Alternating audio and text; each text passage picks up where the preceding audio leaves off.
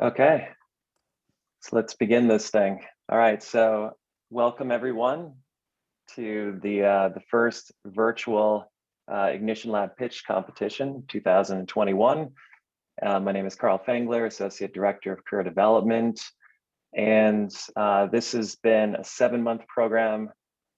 These incredible students have been working, basically they applied in August and have been working from that time all the way until now, just building on their idea. There is 5 different sessions, each one building on the next, where they learned everything from competitive matrix, ideation, financial planning, and target marketing, you name it, with mentors for each of the sessions. And then it culminates in this final pitch competition.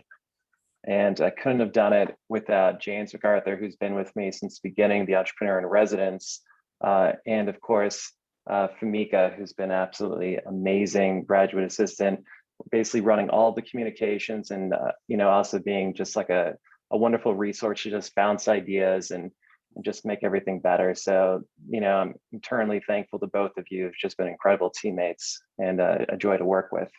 And, I'd love to just begin by introducing an alum of the program who was actually the last person to win this competition in 2019, because last year we weren't able to have it because of COVID. And so it's the last time we actually held this.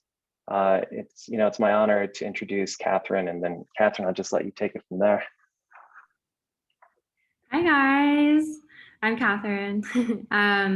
As Carl said, I was in the Ignition Lab program in the 2018-2019 program. But before I go into my story, I want to confess that before I started that program, I had insane stage fright. I didn't know any business terms at all. I remember being like, what the heck is customer acquisition? It was that bad. I knew how to operate an Excel sheet, but I really didn't. Let's be honest, we all put that we know how to do that on our resume, and we don't really. So I actually learned how to use, make a P&L and all of these things. So I'm super indebted to what you guys have built, Carl and James, and Fumika and everyone associated with the Ignition Lab. It catapulted me to what I'm doing now. So thank you. So my story. I applied to the Ignition Lab with Tayo, which was my idea. It was basically a bunch of different sustainable women's wear clothing brands, all on one site, plus an in-house brand. So picture like Nordstrom that has a bunch of different brands, but they're all sustainable. So you don't have to worry about whether or not a brand is sustainable. Like, we already vetted them. After the competition, I launched July 2019, and then right away, I kid you not, 6 or 7 other businesses launched with the same exact business model, minus the in-house brand. So I was like, oh my gosh. And so I ended up launching my MVP, which was just the in-house brand, which is my background anyway. And I joined them. So right off the bat, I was in 10 plus platforms selling through them, which is amazing. And then I'll read you some wins and losses so that you kind of understand that between wins, there's a lot of losses, but in the end, all you need is a few wins. The first few weeks of launching, I did not make a single sale. And then right after that, I sold out completely of my first drop. So it was so extreme. It was after all of my marketing efforts kicked in, which is what Carl and James have taught me. Larger retailers like Verishop and Garmentory Verishop wanted to place big orders. I was not prepared, scaling wise. Ran into a lot of pain points with scaling and profit margin because I only was going with my MVP. I didn't have an additional revenue stream coming in of the other brands. So that was something that I was trying to tackle at the same time. Vogue, Vanity Fair, and Tatler. I'm having conversations with all of them right now to be featured with them in January 2022. So that's very exciting. I was stocked before COVID in a handful of boutiques all around the U.S., which was also cool. But then pulled inventory out after COVID hit, and then had a lot of time to think about all of the pain points that I was tackling because I only went with my MVP with scaling and profit margin. I was using dead stock fabric, which for those of you who don't know, it's limited fabric. So even if I wanted to produce a ton, I couldn't because I didn't have that much fabric to work with. So long story short, I am pivoting again to solve those pain points, and I have a much better product market fit as a result. I got into a program called On Deck that Fumika actually recommended to me, and I had 3 interviews.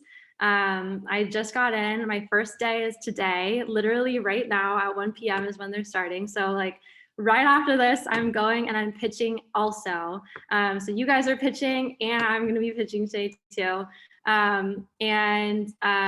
Everyone there has worked at like really large companies like Facebook, Hinge, LinkedIn, Thumbtack, Reddit, all of these amazing companies, or they've scaled or raised millions of dollars, or are in very like Silicon Valley-esque positions, are looking for co-founders. So I'm actually potentially looking for a co-founder there, which is super exciting. And I already have people that are going to be talking with me next week. So that's kind of where I'm at. But I did want to reiterate, I wouldn't have been able to do any of this without the Ignition Lab. Like I had such a solid foundation and I got so much credibility just from saying that I went through this program. So definitely listen to what Carl has to say about how to utilize this last 7 months in terms of presenting it to people, because it's more valuable than you think. Like the fact that you guys have stuck to something like challenging like this for 7 months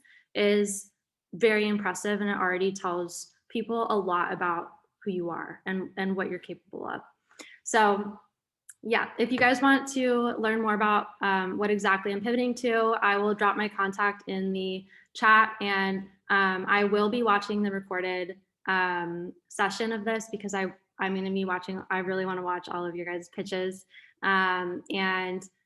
Please contact me if you want to talk through any problems that you're having with something that you're tackling right now, or are wanting a soundboard or wanting introductions to someone maybe I know. I spent a lot of time putting my face in front of really smart people the last 2 years. So anyone that I have a relationship, I would love to introduce you to. So I'll go ahead and put my contact in, and yeah, I'm done speaking.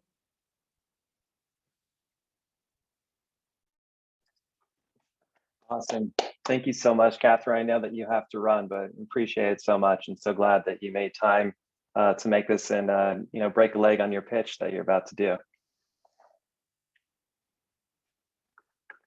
Thank you.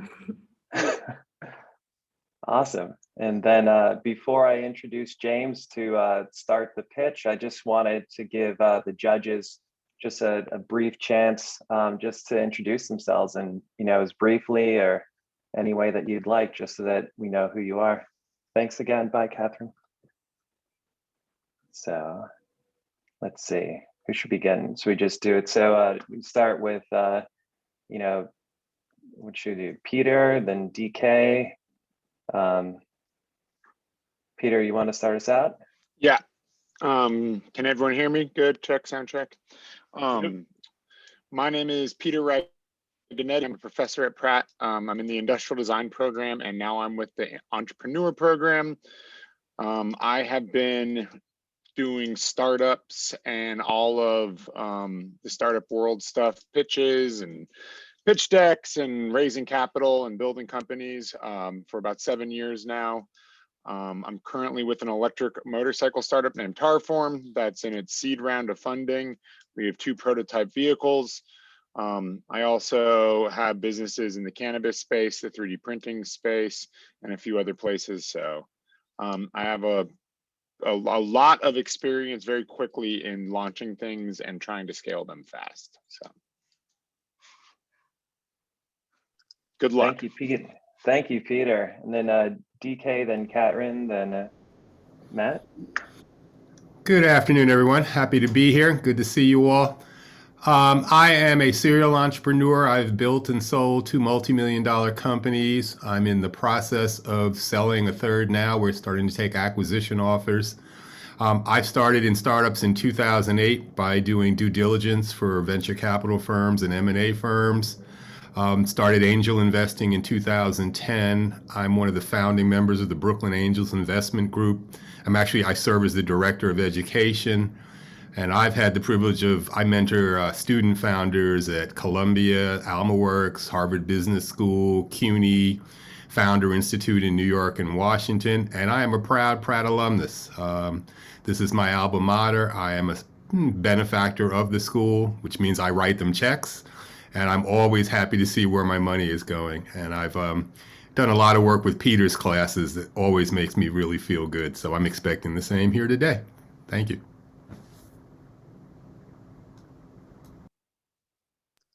Thank you, DK, and then Karen. Hi, I'm sorry, I just joined a few minutes late. I was having some technical issues. My camera wasn't working and my Wi-Fi went down, so I'm happy to be here today.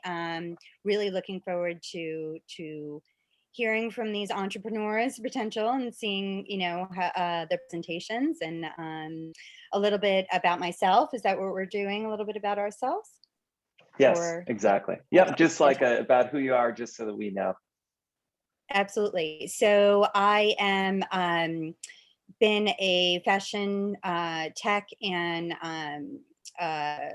women's fashion and beauty entrepreneur for about 10 years. I consult right now. My company is consulting with a lot of founders and really kind of advising and sitting to do a lot of advisory. It's kind of a on-demand C-suite. So I'm hired to, fill void that founders may have in their current situation. So for instance, some CEO work, or if there's CMO work or CFO, just helping them with the financials of the business. So that's what my role is now. My history prior to that, I was with Saks Fifth Avenue for 12 years and built their e-commerce team and website and was in charge of the merchandising. So all of the buyers that reported in there. So yeah, so that's a little bit about myself. And as I said, I'm really excited about today. Wonderful. Thank you so much. And then Matt. Hey, I'm Matt. I am a designer, developer, and a recovering entrepreneur.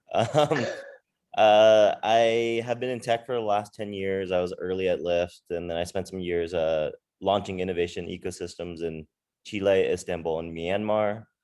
Shortly after that, I came back and launched a vegan home cooking network that didn't scale too well, but learned a lot. And so in the last couple of years, I was at the NASDAQ Entrepreneurial Center in San Francisco doing a bunch of work in building a bridge for low-income communities to break into startups, mainly with community college students. So I did that for last year, and now I'm head of product at an early stage seed company, and we're making innovations in the coffee space. So That's awesome. All right, thank you, everyone. So those are our amazing judges. Super psyched to have you all here. And how this is going to work is we're now going to begin the pitch, and I'm going to now turn it over to my Ignition Lab partner, James, who's going to walk us through the process. James, correct me if I'm wrong. So it's 4 minutes for them to present with their slide deck, and then 4 minutes for the judges to be able to ask any questions, any back and forth. And Famika will help with the timing. Let me know if that's right. Yeah. That is accurate. That is correct. So thank you, everybody, for coming today. Really excited to see these pitches. Students have been working, the entrepreneurs have been working incredibly hard over this year, and it's been really awesome seeing the growth of a lot of their businesses, and I'm really excited for them to present it to you. So we have a bunch of teams today, and I'm really looking forward to getting through everything. So we'll kick it right off. So Team AXK, if you want to come up and present yourselves, let's get this going. I also want to say that the program is in the chat. So you see in the chat, there's a program with the judges. So you can see the judges and their information. And then under that is the teams. So you can just click on that. That has the order and it has the names of the people and so forth. Yeah, so hi, I'm Katz. I'm here with Anna and Kiki, and I'll share my screen and we can get started. Okay, so Famika, I guess tell me when you're ready. Give me 1 second. Just gonna pull it up. That's great that we won't start timing until the people have their screen shared, and then Famika gives us a signal. So that's great. Okay, I am ready whenever. Just go ahead. Okay, so in a post-COVID world, we all want to get away and experience something totally new, something that doesn't look like your own living room or a generic Zoom background come to life.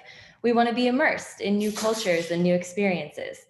Hello, we're AXK Design Studio, a sustainable, placeless interior design firm. The current hospitality industry can be exploitative, profiting off of destinations as outsiders without contributing positively to the local site and its economy. They're also highly unsustainable, using imported, mass-produced products that replace locally sourced design. This leads to these spaces being highly homogeneous, often failing to provide unique, culturally informed experiences. We're creating a sustainable, placeless interior design firm that specializes in working with global hospitality clients to custom tailor their spaces to the destination. As the principal designers, we work with hotel groups that want to expand into new areas by tapping into local community networks to provide unique, luxurious, and sustainably designed hospitality spaces that help hotels take root in places less traveled. Our firm works directly with hospitality brands that are looking to expand into growing off the beaten path destinations. We embed the design build process into the local community, ensuring that profits will flow back into the same neighborhood where these hotels are built.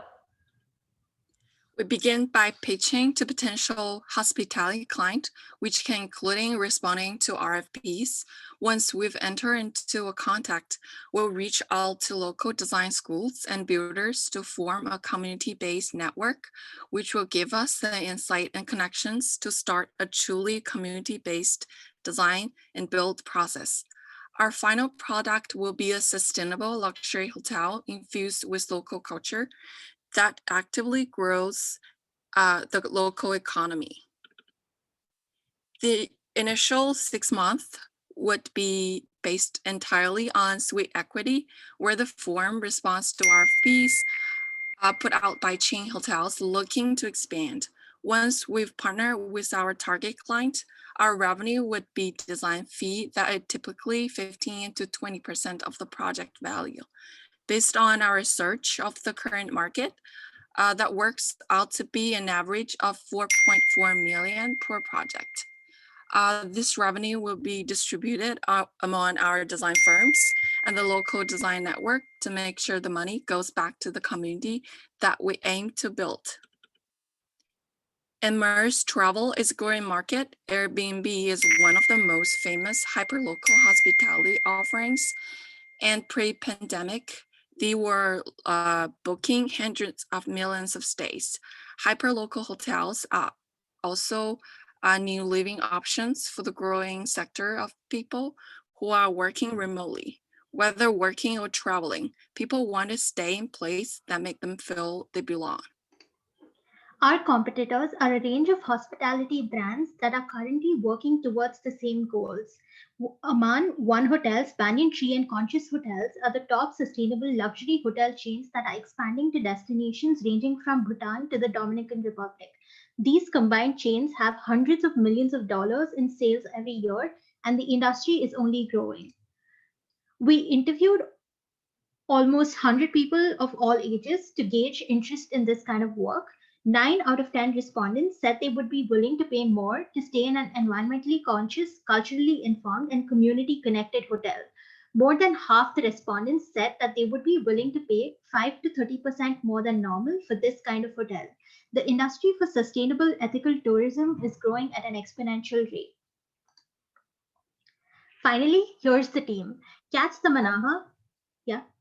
I'm gonna stop you there. It's been 4 minutes. Okay. Okay, this is just our last slide. Let me just quickly finish it in a sentence. Okay. So, Cats the Manaha, Kiki Lee, and I, Anushwara Mandali, our backgrounds range from fine arts to environmental engineering, economics, architecture, and interior design. Together, we come from 4 different countries and speak a combined total of 7 languages, giving us a unique ability to adapt to and absorb new cultures. That's why we're uniquely prepared to create AXK design. Thank you. Thank you. Now, judges, yeah, give them a round of applause. Yay. Way to go, everybody. All right. Judges, now you have 4 minutes to ask any questions that come to mind. This is DK. I've got 2 questions. Number one, there are a lot of companies, design firms going into this whole area of sustainability. What's your meaningful point of difference? What makes you different from the other 900 companies that are doing this now, design firms? I can take a stab at that. I think what we're interested in that is different or feels different is really working within the destination communities. So actually tapping into like existing networks of maybe design schools or small business groups so that we can actually have a place that reflects not only the culture of where it is, as opposed to our culture as outsiders, but then additionally really contributing to the local economy and having job growth in that site long term. Okay, quick follow-up question. I've worked with several hotel chains. I've had them as clients for years. And one of the things they're always concerned about, of course, with their, interiors and stuff is wearability, because, people don't treat hotels like they do home. Are there sustainable materials that can handle the wear and tear of a really almost a public kind of a situation, public environment in terms of hospitality? While people are willing to pay more, they treat it like it's a hotel. So I think absolutely. Yeah, Anna, go ahead. Yeah, sorry, I can take a stab at that. So basically, I think that sustainability doesn't have to be only one certain kind of material. It is also based on the local material. And there are a lot of sustainable materials that are local and that have been used in vernacular architecture of that region that have aged really well. So that's the idea with us trying to work with local design networks so that we're kind of more aware and building based on the context. Great answer. Thank you. I have 2 questions. They're more about the business model. I don't fully understand looking at this. Are you guys raising money to build the hotels or just raising money to start a firm to design the hotels for a developer?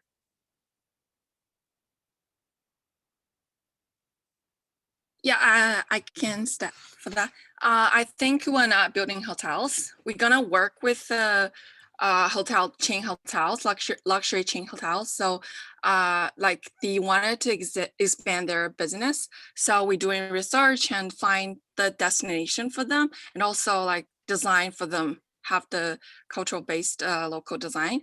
So like the $22 million is for them. It's not like we will need to get the money for them to build the hotel. Yes.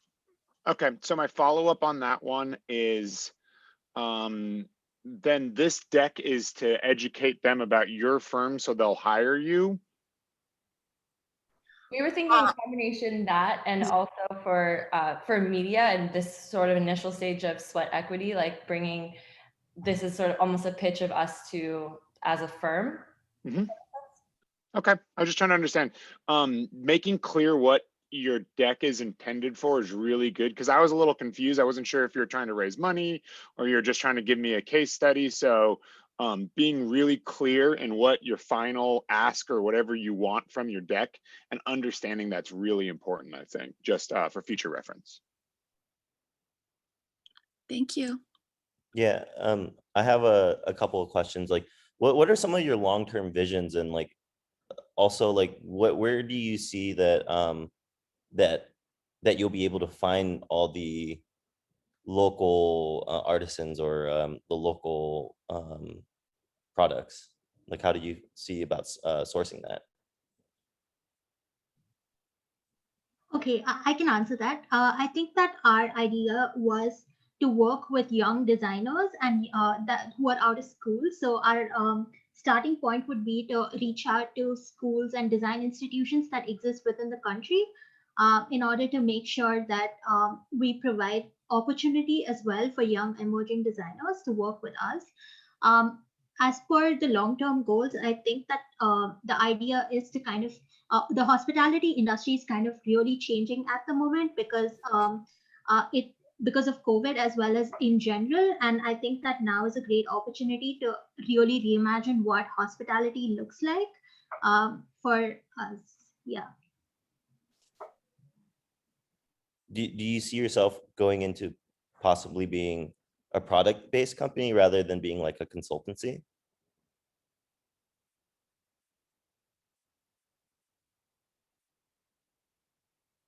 I think so. Yes, maybe there is a possibility for that, but I think that the products would then be very local and would be sold only to a local market because all of it is very context based. But that would be a very, very far goal because we want to start off with being service based. All right, we have time for one more question. I'm sorry, I would love to jump in and just grab one Yes. question. Can we go back to the business model? Because I actually have some questions about that. So I'm having difficulty in understanding if this is only new build or if these are retrofitting existing hotel chains. Is it converting, because I'm having trouble understanding what from this slide, what exactly the business model is in the sense of, are we approaching existing businesses and then you're estimating it to be at 22 million is what a cost of sort of a build would be. And then you're taking 15 to 20% of that 22 million. Is that how we came to the 4.4? Yes, that's exactly correct. And then assuming that the 4.4 would also be encapsulating all of the jobs that we'd be creating on the ground with hiring on the ground local designers and local builders. Okay. So I would just kind of agree with that feedback that the business model needs to be extremely clear on how you're sort of approaching it. And then I think also explaining a little bit more about the, again, are we retrofitting existing business, hotel chains, or are we starting from scratch and starting, to build on new builds? The initial idea we were thinking about was working with hotel chains that want to expand into new locations that maybe are less frequently traveled to, less common tourist destinations, to really help with sort of developing economies as well and really developing communities. And then in that, potentially if they're interested in doing a retrofit of an existing building, that's something, but that sort of would be a case-by-case basis. Right. I guess when I'm referring to retrofitting, I'm thinking, for instance, if you were working with Westin Chain or any of the Starwood locations, you're looking at some of their existing locations and changing those, sort of into a more sustainable local model, or is it all new? We're kind of looking at new, but I think I understand it now. Okay, great. Thank you. Awesome. Thank you all very much. Thank you, Team AXK. Let's give them a round of applause. All right, and up next is Two Creations. Hello, everyone. Sorry.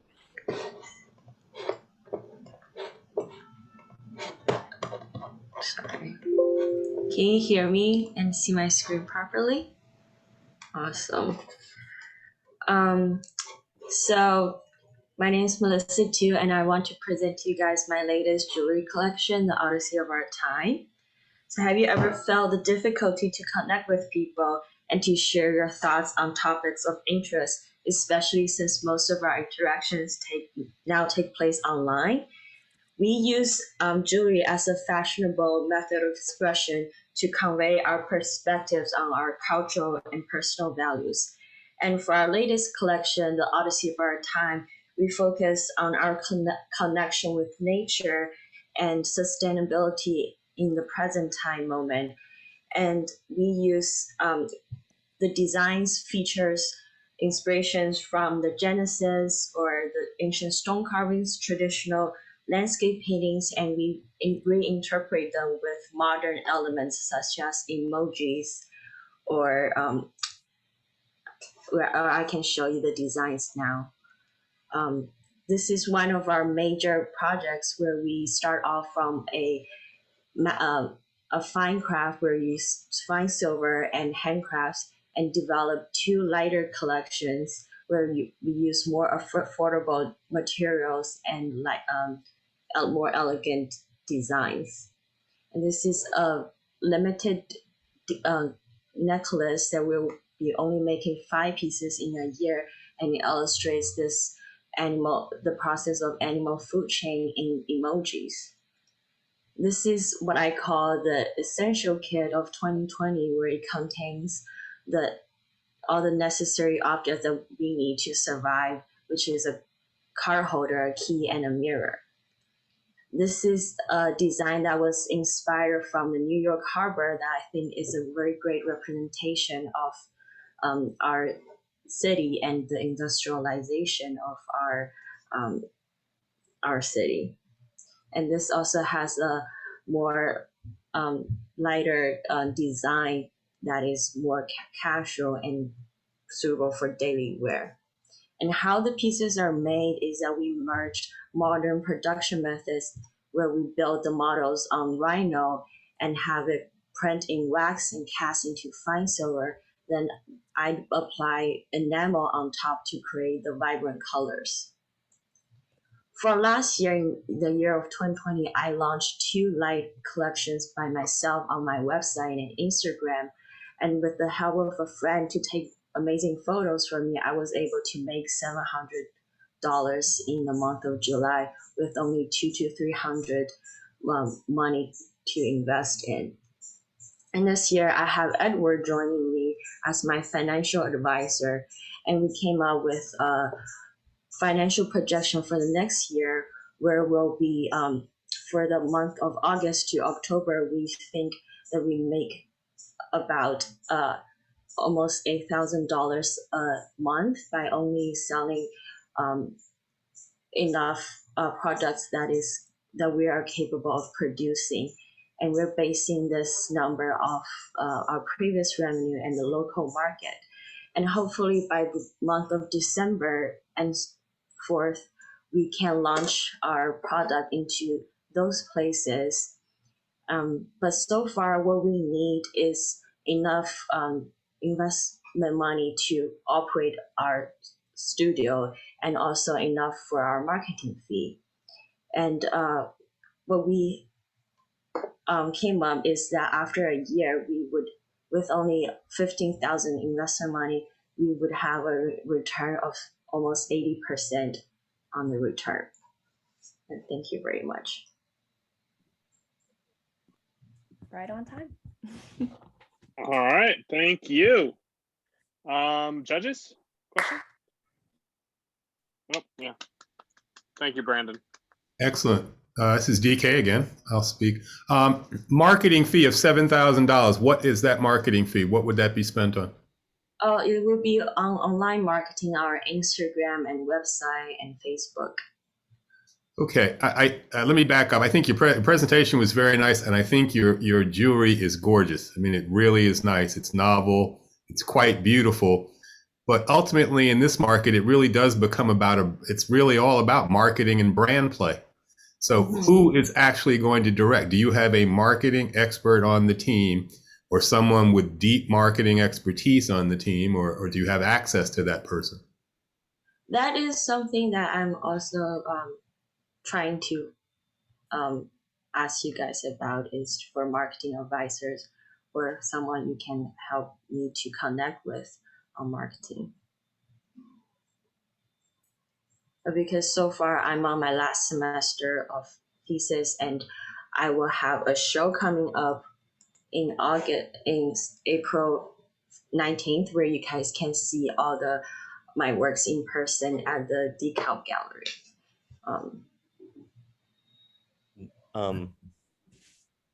Hi, this is Matt.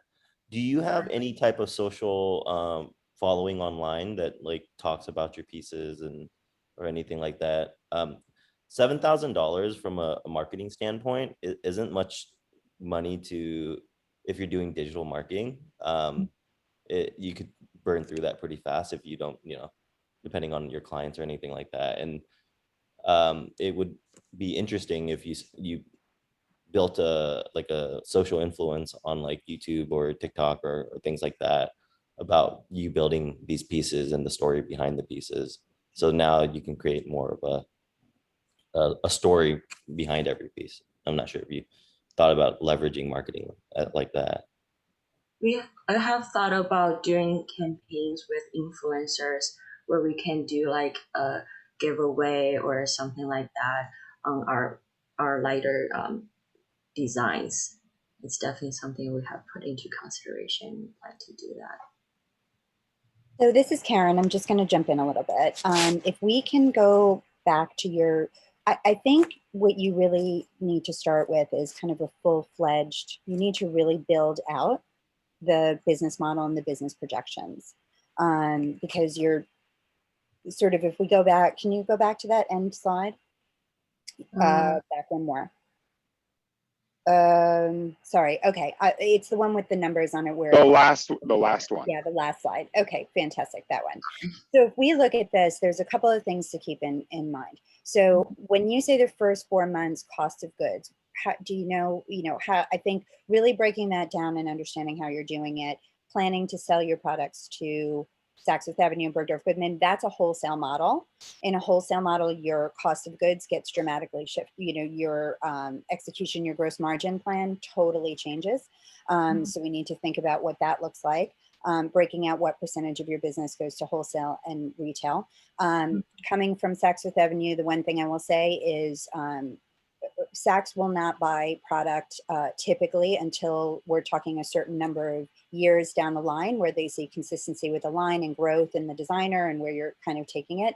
So I always tell my clients to really look at kind of building a direct to consumer plan that will build you out for 2 years and make you sustainable. And once that happens, that doesn't mean there aren't the odd, people who get picked up earlier, but that is a typical, time frame that I would expect to just try and make your business. So what you really need to do is that really kind of think out the full-fledged model from start to finish and how you want to make that happen.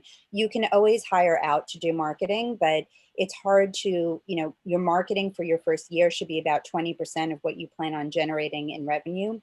That's a good, place for you to start. So I would just kind of think or really work on taking maybe a business plan class or something that you can really have somebody work on walking you through that process a little bit more. From the design perspective, I think you've got really amazing, as was said prior, amazing product, really unique, one of a kind. There's stories behind it. It's very, will work really well as far as telling those stories and conveying that story online, through Instagram. I think your product is probably going to do a lot better on Instagram even than it would on Facebook. I don't know whether I'd go after that, but you can hire out and find somebody with a great, that can help you on the marketing side. I wouldn't be as worried. I do think the business plan will be where you really need to focus your time, because anyone investing will really need that kind of that business plan fleshed out. Thank you very much. Yeah, I'll jump in and say sort of the notes that I had was The first half of the deck is a product deck. You're talking to me about product lines, and that's great, but I wouldn't put that in a business deck. Your business deck, you need 1 or 2 slides that say, here's the lines I'm working on this year. This is the revenue I expect them to generate. Here's my future lines. I intend to expand to 1 more higher above this line, 1 below, have 3 levels of revenue in 2022, 23, growing to a point that I'm netting this much year over year. And then I'm also targeting going into a wholesale account, So I think that the deck was a little confusing to me. I think the jewelry is absolutely beautiful. Congratulations. I hope I can come and see your show. But I do think that, like, once again, understanding what you're pitching for and asking for, because like, I don't think you're really asking an investor to put $150,000 into your company to just like to invest in operations. That's not what investors.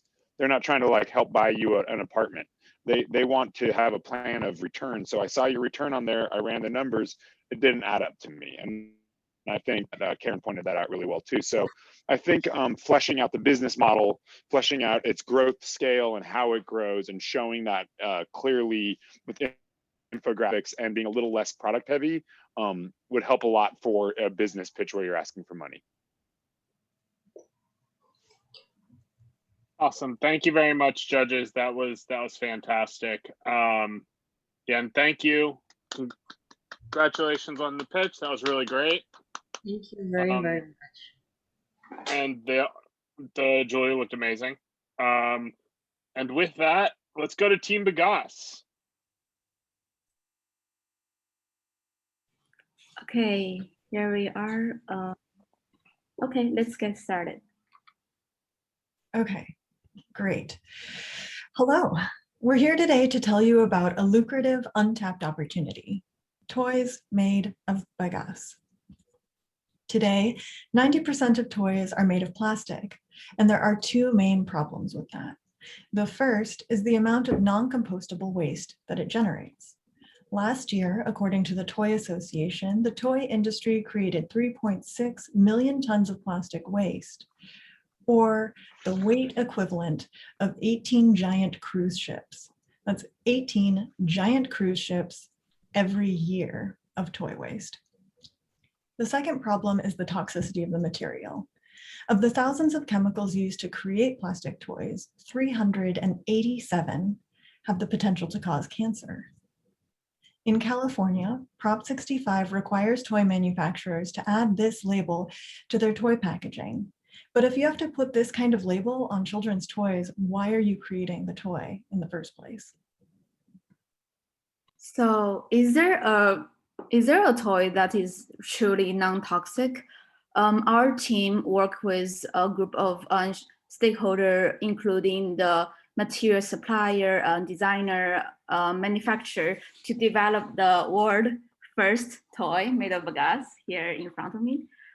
This is just a prototype we made. So what is bagasse? This is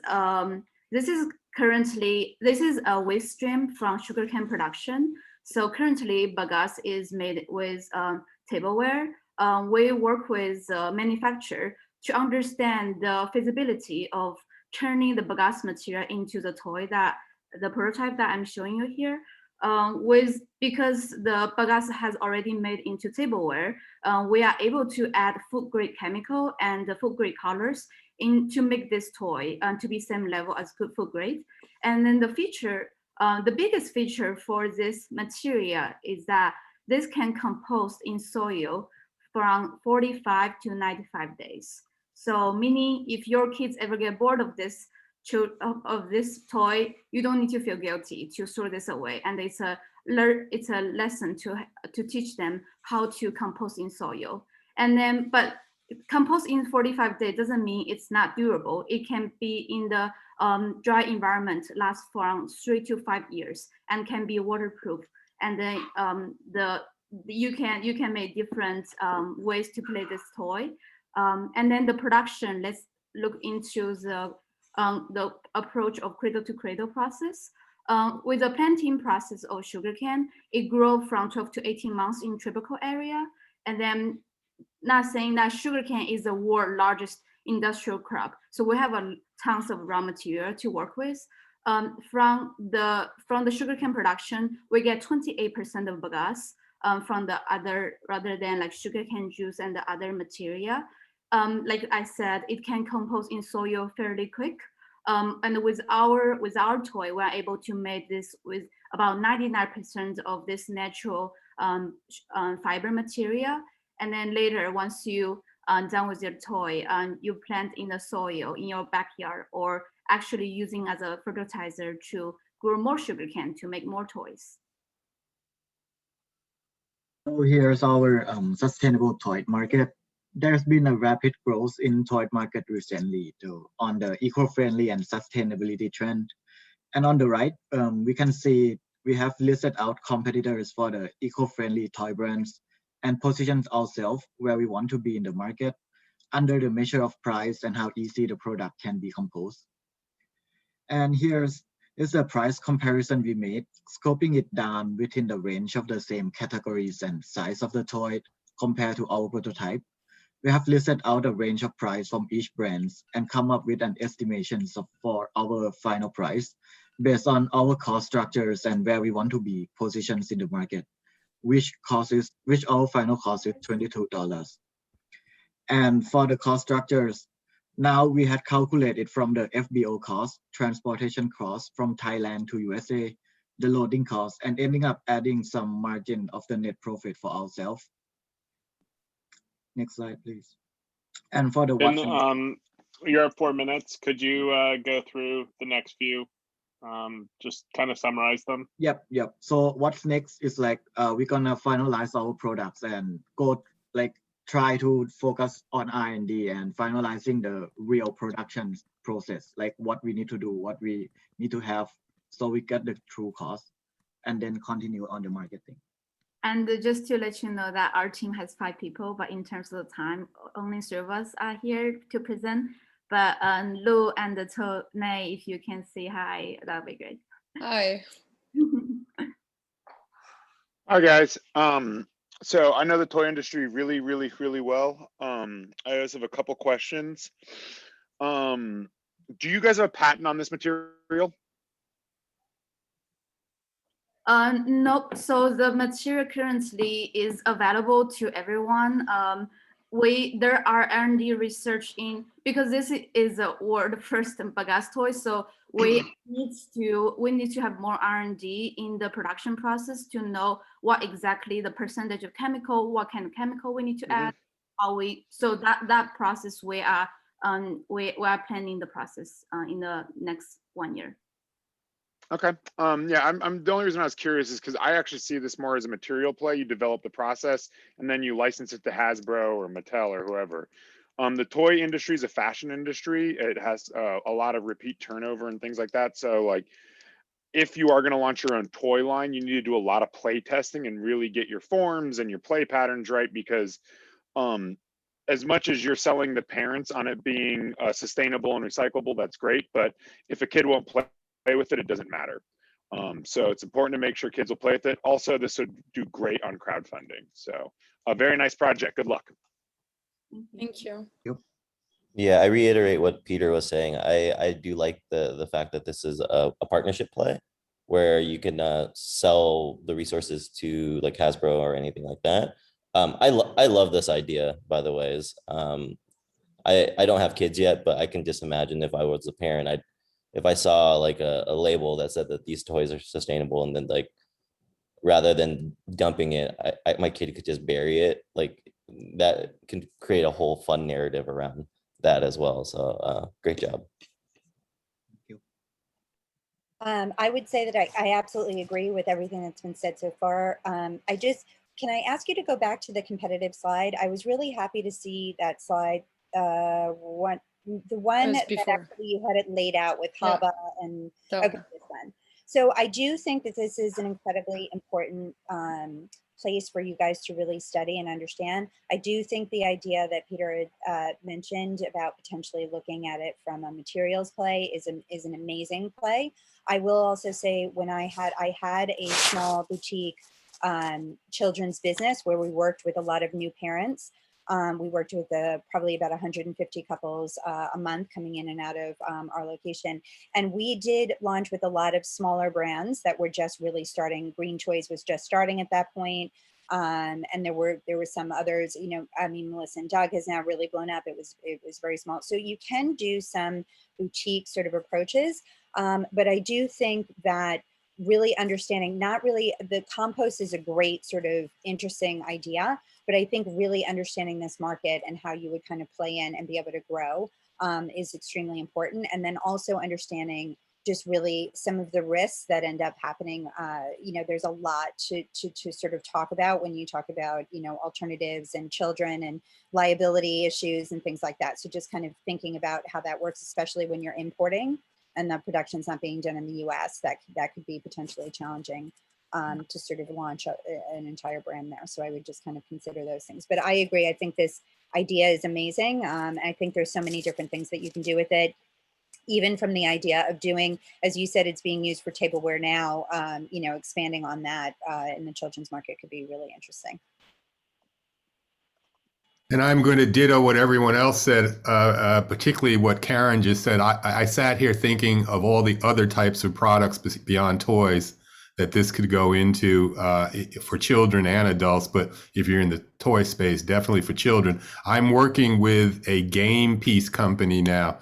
The liability insurance, and it's not even children's games, but it's like pieces that children can get to. The liability insurance is like, I mean, it's 5 figures because of course the idea that children can get to it. So that's something to really start looking at now, because that, you know, that may be your largest expense in the next, you know, before you get, when you enter the market. The minute you put a product out there, you have to really be well insured. Just because, especially because it's for children. So that may be your biggest expense. You may want to build some financials or some ask around the fact that you're going to have a 5-figure insurance bill, very likely. Great idea though. Excellent product. Awesome. Well, thank you very much. Thank you, Team Bagasse. If the judges don't mind, if we can like talk to each other separately, because we've found that you gave us very valuable feedback that tackled a bit like all the parts of the presentation. So we'd love to stay in touch. Are the judge just out at the outset? Are the judges good with them? Teams following up with them after for feedback? Just for mentorship, advice, guidance. Thank you. I'm going to put an email address in the chat, not the email address that James and Carl use. I have a different address that, you know. All right, I'm good with it. I'll put my email in the chat. Thank you very much. Awesome. Great. Up next, Team Maroos.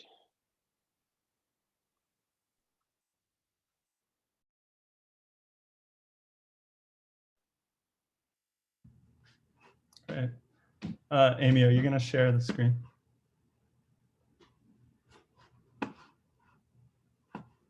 All right. Good afternoon. My name is Robin Smith, and with my teammates Christine, Danny, and Amy, we are Team Murus. Current problem. The line between home and office has been blurring for years, and this trend has been rapidly accelerated by the COVID-19 pandemic. What was once just living space now serves as the office, school, gym, and more. The pressure is felt especially acutely in small spaces like the typical New York City rental apartment that we all know and love. Our product, Murus, is a modular temporary walling system with a range of uses. These include partitions, storage, and living green walls. Our goal is to facilitate flexible and creative use of small spaces without costly permanent home renovations. We want to give renters the ability to transform and organize their spaces however they would like, and relieve some of the congestion of the work from home lifestyle we are all currently going through. A further benefit of the Murus walling system is that each module can be easily disassembled and flat packed to facilitate easy online orders and shipping. This also allows our zero-cost recycling program, which my colleague will discuss next. Our business model will include 3 components: purchase, rental, and recycle. There's the initial option to either purchase the product at $40 for long-term residents or rent for $7.50 per month for short-term visitors. We also plan to offer zero-cost recycling, which will offer, a recycling program, which will offer customers the opportunity to disassemble and return their Muros assemblies when they move out of their rented spaces and no longer need them.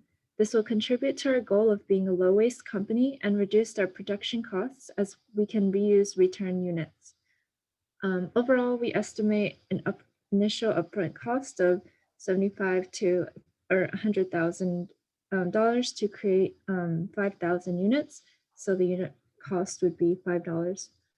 And our target audience is anybody living in a cramped urban space in New York City during the pandemic, mainly young professionals who live in rented apartments and cannot make permanent renovations. We'd also create an online presence through social media so customers can pre-order our product and get to know our product. The current market of modular furniture is estimated to be 12 billion and with an expected growth to 14 billion by 2025. And out of the current market, there's 180 million within the New York City we're targeting, and we see 40% it's from online segment, and there's also a trend of increase in online shopping. So our major competitors we see it's USM Furniture, IKEA, Everblock, and within these competitors, USM is known for their classical furniture functional modular piece, but they are not multifunctional and not interested to our customer base. For IKEA, they have a large affordable product range, but they are highly specialized and not as versatile as ours. And Everblock has a fun modular piece, colorful pieces, but they are for younger groups and less presence in America. And so that offers our competitive advantage of being more multifunctional, flexible, and sustainable. And we expect to take over 2.5% of the New York City market by 2025, which is estimated to be 4.5 million. Current status we are currently refining our prototype and adjusting our design based on survey feedbacks and contacting manufacturers regarding the materials. We will soon start discussing the production cost with manufacturer to our targeted cost range and having a physical product prototype by May, and also launching our social media pages for online presence. By fall this year, our goal is to gain followers on social media by introducing our solutions and also posting about topics on sustainability where people can reshare. And with a significant online presence in our target market, then we will start launching our website for pre-ordering. And soon after launching, we would like to build our customer base and diversify our product line. And here's our team again. We are all studying the Master of Architecture program and interested in sustainability and entrepreneurship. We hope to create a product and business plan that can improve the quality of life in urban setting while being environmentally conscious. Thank you. Awesome, thank you. And I believe that was on time. That's fantastic. All right, judges? This is DK. So as someone who moved into an 800 square foot studio in Boston right after I finished Pratt and built all kinds of things out of wood to do this, I get your product completely. I wish you'd been around then. You talked about $5 a unit, but I don't understand what a unit is. What exactly, what pieces or what size, what are the dimensions of a unit? What's a unit? Can you go back through your deck and show us kind of like what is one unit? So for this slide, it illustrates a single unit if you see on the bottom left corner. And Amy, if you want to go back to a previous slide. So if you can see like one single block where you can put things in, that is one single unit. So that would comprise of like around 30 to 40 units on that one. Okay, so that's 30 to 40. You know, number one, this slide, I don't want to see a whole lot of before. Give me some more after. I can barely see your product, at least on my screen. I don't know if maybe it's related to my screen or if it's your actual slide. Way too much before, not enough after. So that's 30 to 40 units there. Nobody's going to buy a unit. Do you have some kind of a package deal? I get, enough units to do something with, and how would you price that? Would you just say if it was 12 units, would it be, 12 times the cost or what?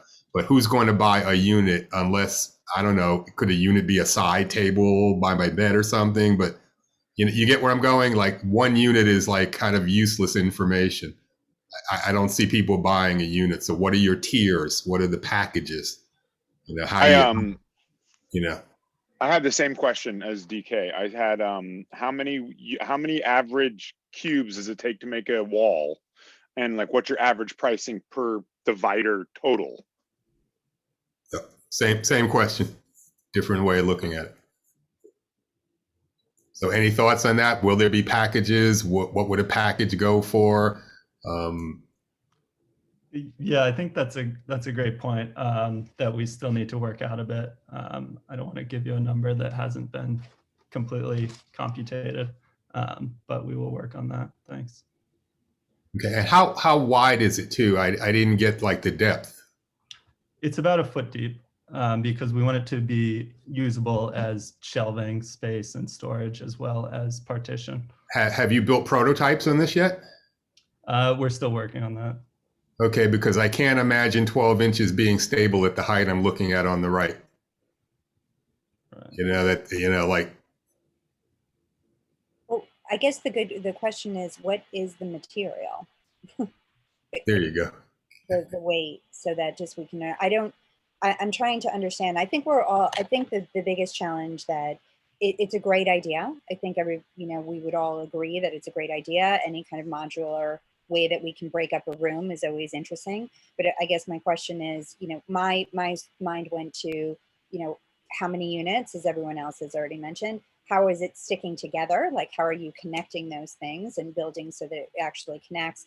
Can it bear any weight? All of these kinds of things, because construction wise, that's it. If it's not, if it could potentially get knocked over, or it has to get it adhered to a wall or a floor, all of those things are going to be extremely important.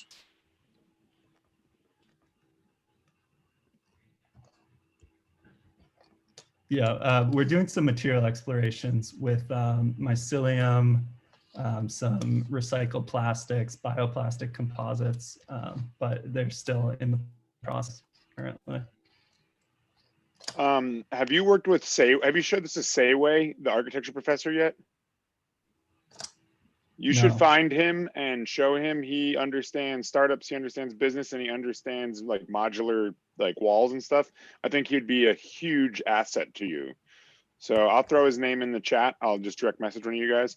You should track him down. He runs a company called CWT. All my questions are the same as Karen's. I was like, how do these get put together? What are they made out of? Where do they store? Are they fire retardant? So I had a lot of like technical questions as well. So I think it's cool, but I think you need to resolve that to sell it to someone. Yeah, certainly. Thank you. We'll look him up for sure.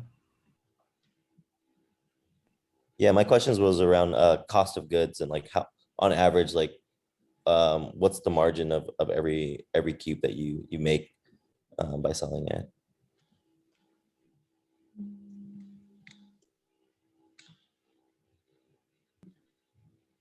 Yes, so we surveyed of like what people would be willing to pay for like a single unit, and we noticed they're acceptable around like $30 to $40 per unit. And since we're doing kind of sustainable material, and more would say that they would be willing to pay a little bit of a premium on that.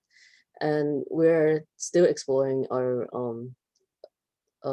materials on like what can actually be built, and like as previous critic said, how it could actually be built up stably to a wall.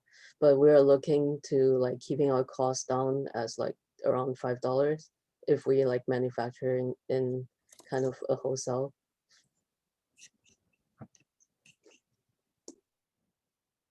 I think to try and approach it from how much people will pay, and then I think you need to start from the bottoms up as opposed to the, that is going to be the most important thing. Obviously, you need to know what a person's going to pay, but to me, none of these numbers really have any meaning because you really don't have a good handle on your actual costs of your items. And then I think that goes back to what DK was saying about packages, because unless someone's going to use one unit as a coffee table or a side table or something, and again, I don't really have a good handle on the dimensions, I'm not really, it doesn't sound like anyone's really going to buy one unit. So what we're really talking about is how much is a wall cost, or, or there's, multiple options and selling them as packages. So people are doing that. And there you are going to need to have a sense of, here's how much it costs us to produce that, shipping, all of these other things that you have to consider operations wise. And then, what's your real end use. Also for, shipping, I think you guys were talking about the idea of being able to break it down so that it was cost effective for shipping. But I mean, shipping is just through the roof right now. It is just absolutely incredible. Really high. I have clients that are, are shipping small items and, paying, astronomical fees. So I think that that's going to be a concern to consider. Yep. I'll jump in on the operations and planning. Also, I'm assuming you're going to have tooling costs. If you're making this out of mycelium, you still need to make molds. If you're doing OEM hardware, you're going to have to figure out how the tooling costs of those. So you want to also figure out what your upfront tooling costs are as part of your business model. Those can be amortized, but just in hardware, you could run up a huge bill. So just things to think about. Awesome. Thank you very much, judges. Thank you very much, Team Muris. That was awesome.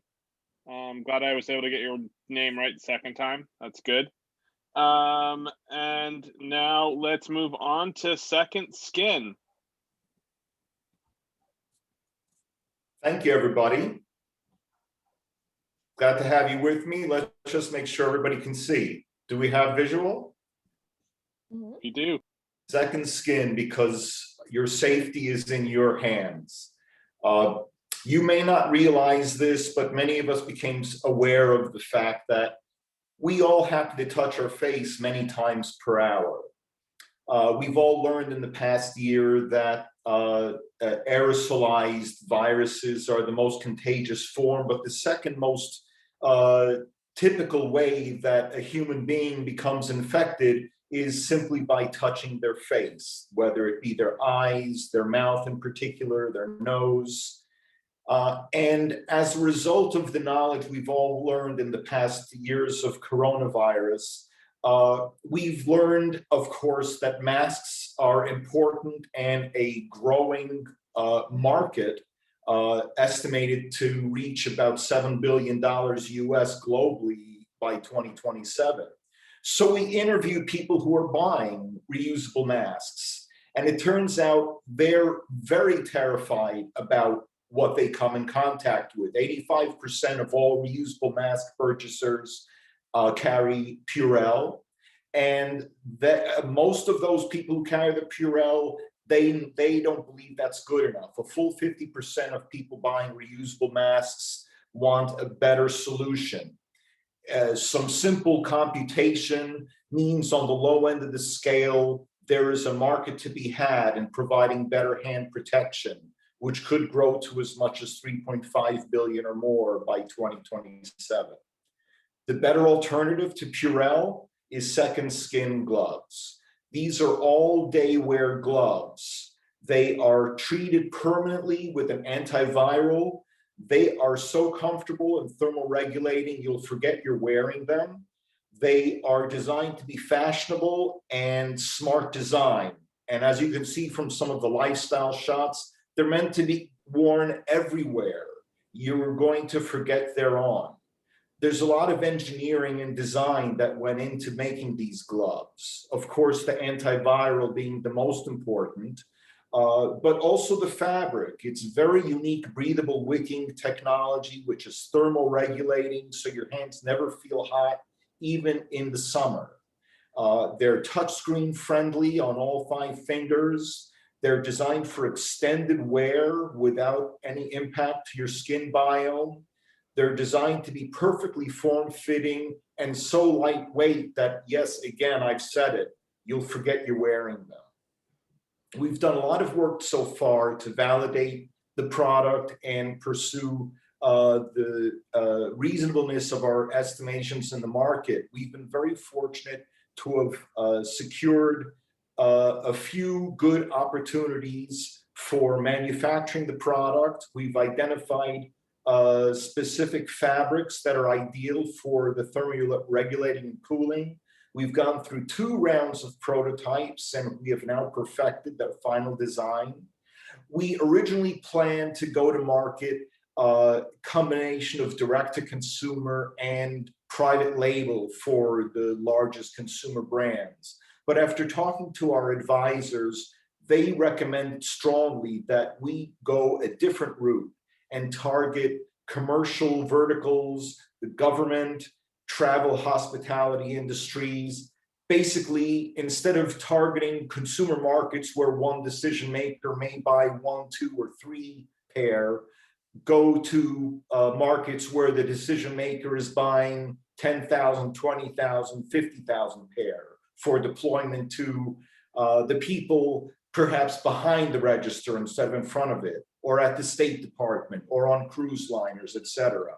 And that's basically set up our strategy for the next 3 quarters, starting with that market and working our way towards consumer as we validate ourselves.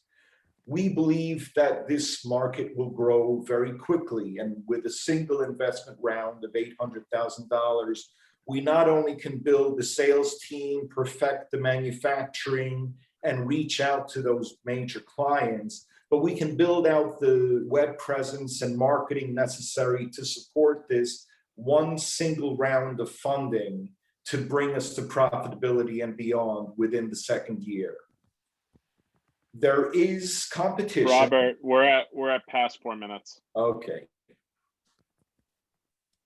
We're done. Thank you very much. All right, judges. So I can start. I'm wondering, what is the cost? Did we have a cost of what you're estimating to produce, and then what the offering cost would be? Or I don't. It sounds like you're going out to. You're not doing direct to consumer. So I'm just wondering, do you have a wholesale and then a retail cost, or how are you? Right. Our cost of goods is estimated to be somewhere between $7 and $8. You know, the more volume we can predict, the lower that number may go. And wholesale, probably in the $35 to $40 range. Again, depending on the size of the order we would be getting. These are designed for selling into industries or private label. If we were to go direct to consumer, we're expecting somewheres above 60. Somewhere above 60. So the gloves are $60 roughly. It depends on, who's buying it. If it's Louis Vuitton and they want to put their special upscale branded design, that's a higher cost. If we're doing something for Champion or a Costco, that will be optimized for maybe $55 pair. Okay, so just to back up for a second, that's not really how wholesale works. So you can't just decide you're going to sell different people based on who they are. But we can make an MSRP and try and control how it's sold. Right. Okay.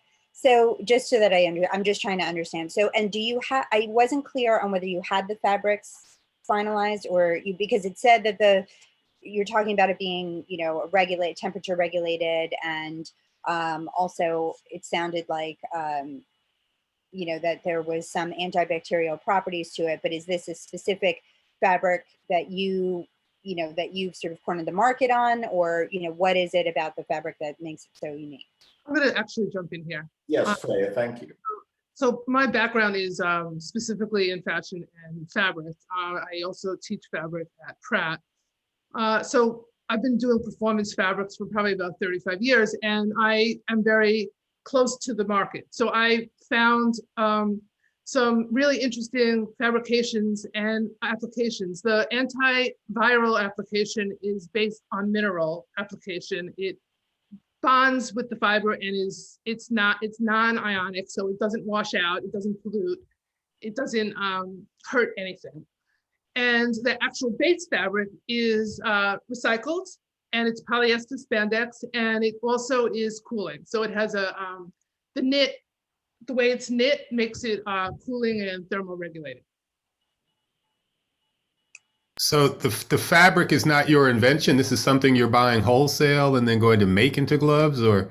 Yeah, I mean, I guess I'm interested in IP. Like, who owns the IP here? Who owns the key part of the product? That's an excellent question, and we do have to contend with that. I just want to say one more thing. We're actually combining a number of technologies to create a unique product. So none of them in combination have occurred yet.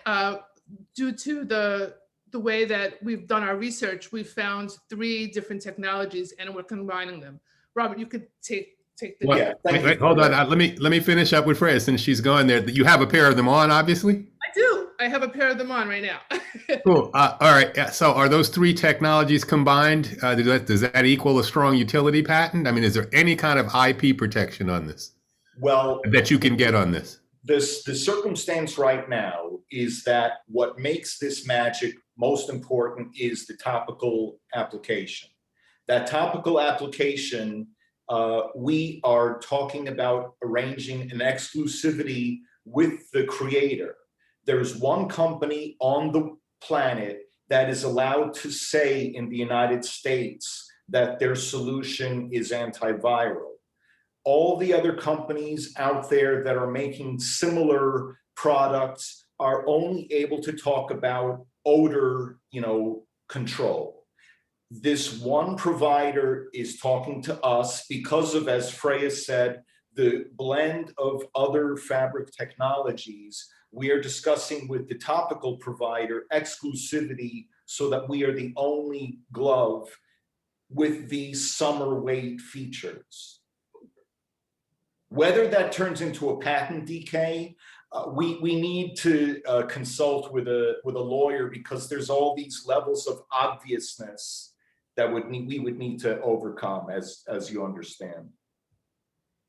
Well, that's a major concern for any investor, because it sounds like you're just, going to shout gold and anybody can make gloves, That's why the exclusivity is very important, because they are the only company that can say in the United States that they are anti-coronavirus. Okay.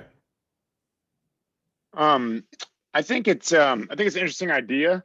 I think the deck was really clear. I had similar questions about cost of goods, material processing, patentability.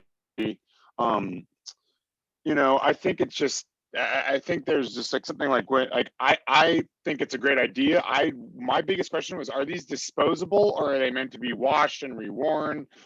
In no way did I understand that in the first couple slides. Yes. So I was assuming this is disposable, but then when I heard your numbers, I was like, clearly it's not. Yeah, I'm glad you asked, and I apologize for not making that clear. These are designed to be reusable, washable, and reusable. Yeah, they're just made of fabric. So the technology that's applied to them topically will not wash off. We actually have 2 technologies. One is embedded, and then the other one is topical, which means that it's on the surface, and that will wash off after 100 washes, but the first one that's embedded will not ever wash off. So then my second question is, when you said fashionable, I don't think just like a white glove, the cut's nice. But I'm not looking at just like a white glove as being fashionable. So can you do printing on these? How can you apply logos, graphics? Can you do different colorways?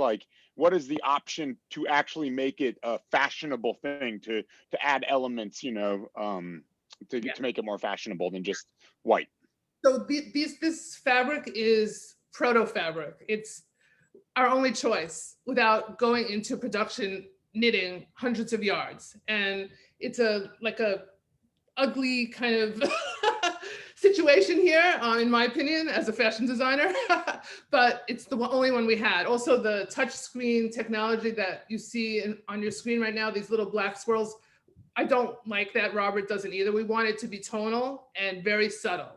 Also, we were thinking it might be very cool to perhaps do it in a reflective material. So tonal, but reflective, so that when it hits the light, you could kind of see where your fingers are if you're using your screen at night. So there's a couple of great opportunities to do all over printing. We could color block. There's grippy dots that you can't probably see, but we could also change a subtle color configuration on the grippy dots. There's a number of configurations we can create.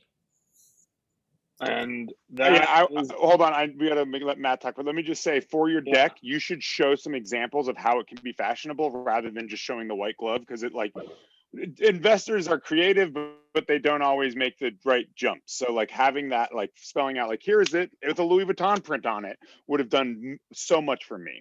And I think that's good, really great point. Thank you.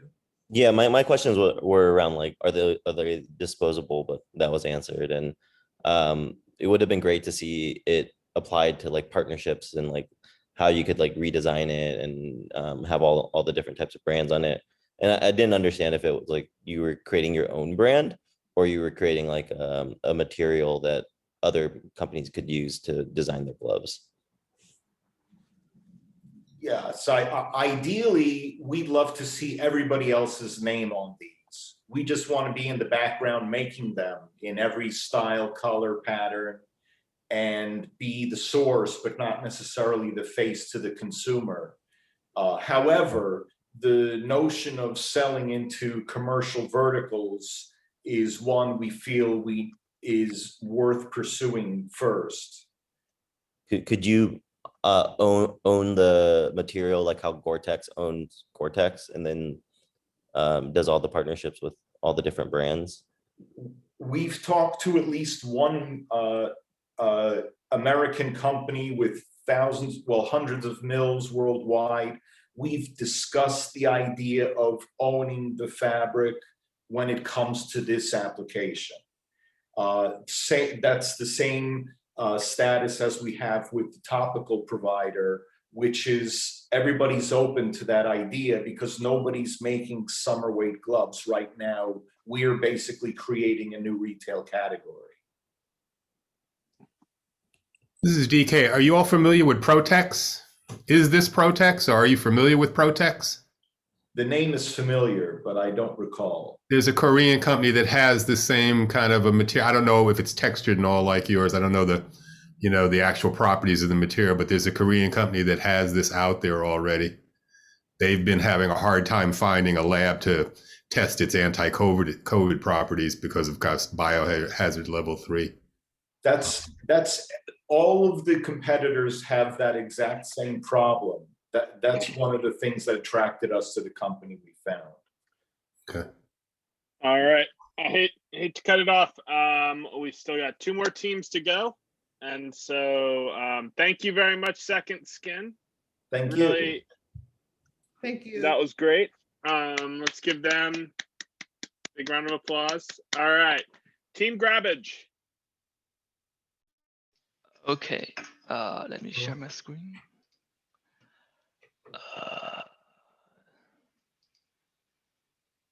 Is it cool?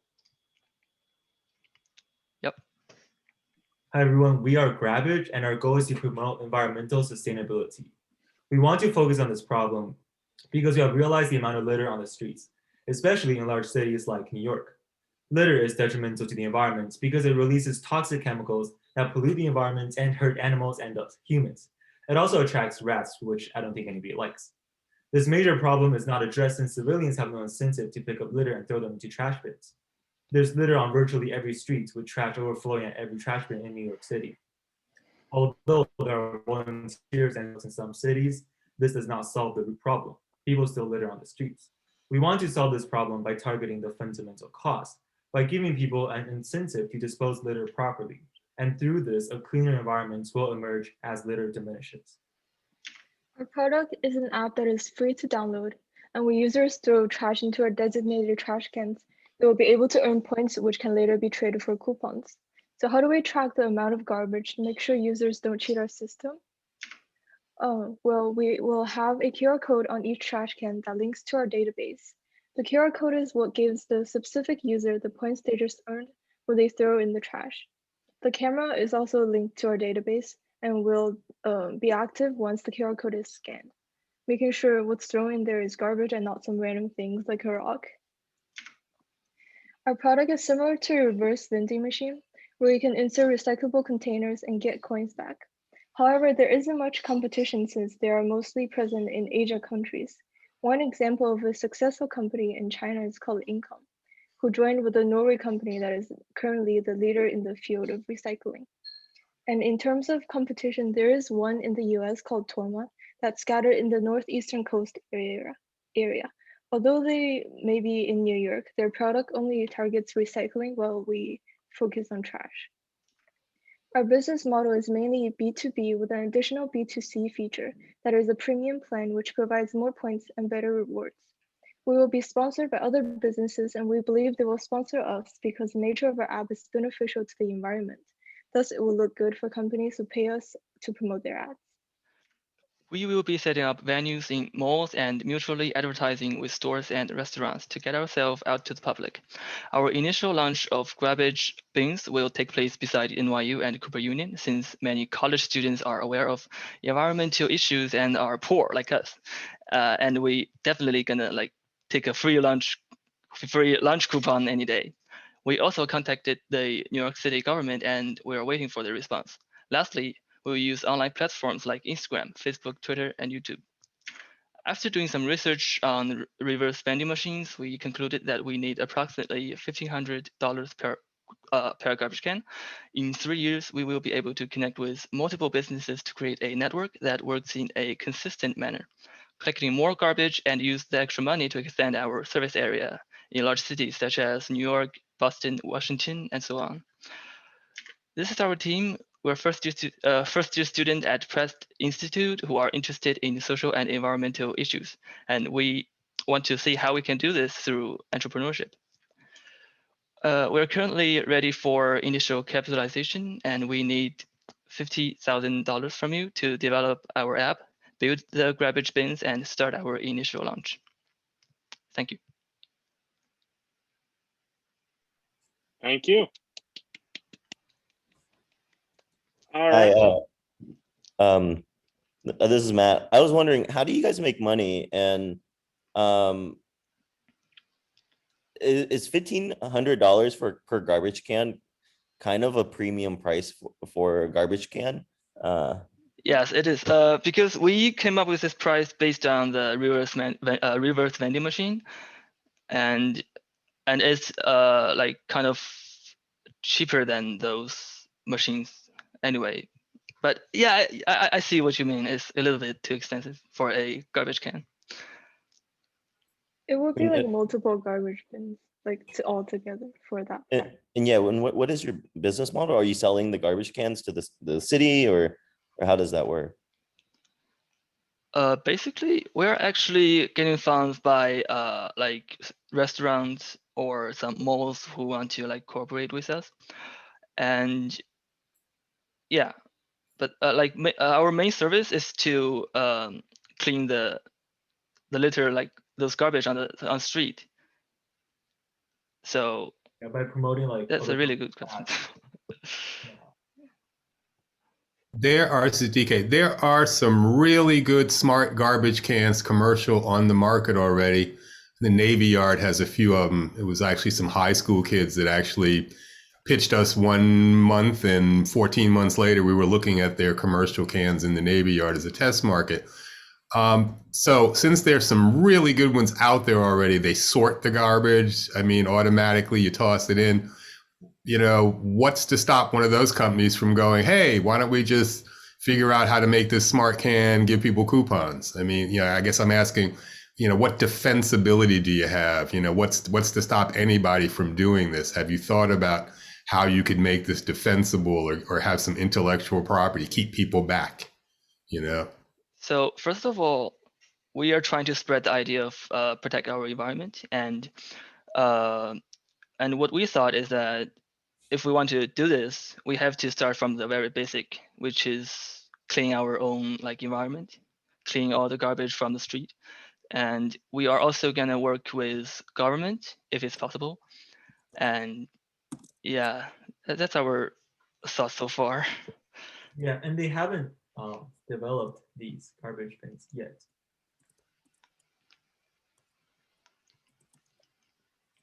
Yeah, I'll hop in. I mean, I think that it's the mission statement and what the goals of the company are to promote people wanting to like chip in and clean up their city is amazing and rewarding them for that. But as much as it's a great mission statement, having a clear how much money it costs to operate, how you like if you're running it as a nonprofit, tell us that. I think Matt's questions of how do you make money, what are you selling, where is the revenue, because that's going to be a key thing. I also say 50,000 for app development and manufacturing one of these as a prototype seems really low. Unless you guys are like experts at electrical engineering, mechanical engineering, and computer software app building, you're going to blow through that budget in your first month and a half of hiring people to help resolve all this stuff. So I just want you to think about that. Your cost to get to market, unless you can get a grant or something, is going to be much higher than 50K. Thank you.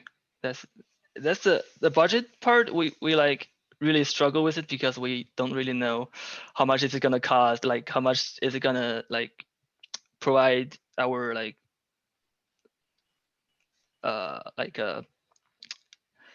how do we can how we can actually like set up these trash cans to the city. Well, I'll throw it to Matt and DK. You guys are tech entrepreneurs. How much does an app cost nowadays that works with hardware? I know it's expensive. Yeah, it just really depends. I mean, you know, if you built like a no-code app that integrates into a hardware, then it becomes a little bit cheaper if you don't need to do any heavy lifting with a mobile app.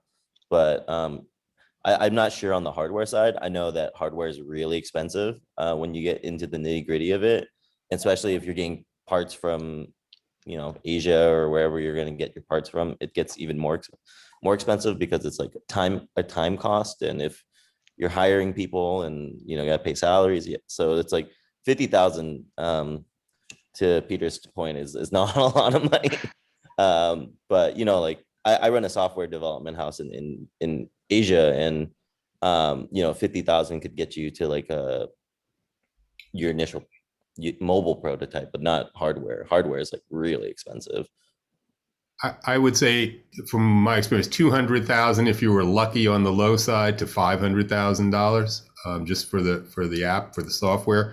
But also, I mean, your basic premise is that you are going to give people what, discounts or coupons for throwing away their trash? Is that correct? Yeah. Well, who discounts from who and where? I mean, it sounds like you have a two-sided market here. If I'm, you know, Amazon or food manufacturer, even Ample Hills ice cream, well, they're gone, but you know, you get my point. You've got to get me to go along with your idea of giving people discounts. So how do you approach that market? How do you know? Yeah, we were thinking like first start off like small with like family businesses around New York, you know, like to help, I guess, like the local businesses and everything. And then we can start from there. Yeah. I'm just gonna just jump in for 1 second. I'm almost gonna take this in a little bit of a different direction. It sounds like there's already some, from what I've heard, there's already some competition out there that would make this potentially prohibitive, hard to get market share, challenging to be able to do it.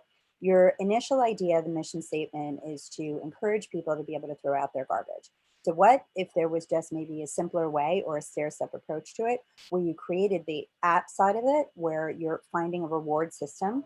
I don't think reward systems even need to be quite as complicated, especially for the younger generation, where you can have something like a gaming opportunity where they're given some kind of other benefits or things like that, where, you know, as they're trying to throw it out. I think there's some challenges just even with the idea of being able to scan something. I'd have to just kind of think that's going to be a challenge where, you know, there's to take out your phone and to have to scan it and then basically go, that's a process. And I just think people are, they just have very short windows of engagement potential. So I guess kind of what I'm thinking is maybe it's really going back to the original idea and saying, how can we accomplish, if this is our goal, this is our premise, this is what we want to do, how can we actually get there? Is there a simpler way to be able to do it? Potentially using location services where you're able to just identify where they are. Do you have to build out a garbage can, or is there a way to actually build, towards what you want to do and find this rewarding system, that may be a little bit different, and find a different avenue. And I would just point out, I think you want to make sure that you're really clear on not only, what we've talked about before is the ask, but also before you're approaching certainly any kind of governmental agency to try and kind of sell your, you really have to be crystal clear. This is what you're getting, this is what it is, because the red tape and the processes that you will have to go through become quite complicated. So I would say, really know what your value proposition is as you're going in, so that becomes an easier process. Thank you. Thank you. Awesome. Thank you, Team Grabbage. That was great. Thank you. All right, we have one more team, Team Vento. We're going to try to wrap up by 2:45 so that the judges have a solid 10 minutes to go out and talk in a breakout room. All right, Team Vento. Hello, this is Luke. And Brandon's here too. Thanks everyone for sticking around with us.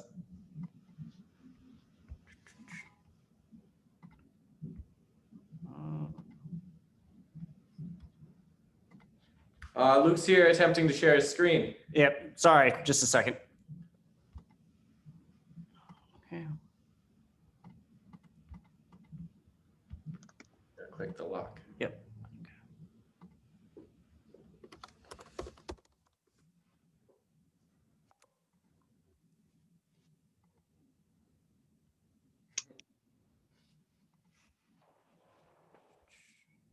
Sorry about this, guys.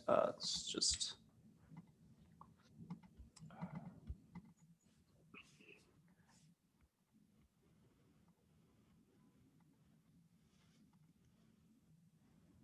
So after this final presentation and the questions, then Famika will create a breakout room for the 4 judges. So the 4 judges, you'll have your private breakout room. You can, share notes and, come to a decision, and then you can present that for the final 5 minutes of this program.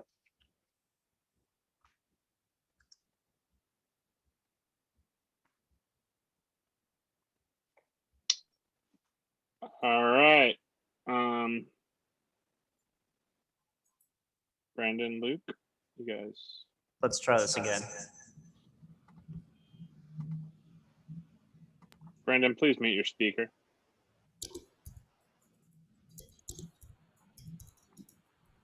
Later. Good. All right. Do you have 2 Zoom windows open? Now you just have to turn off your sound.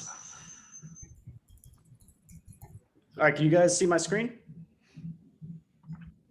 Yeah, can you see the screen? Yeah.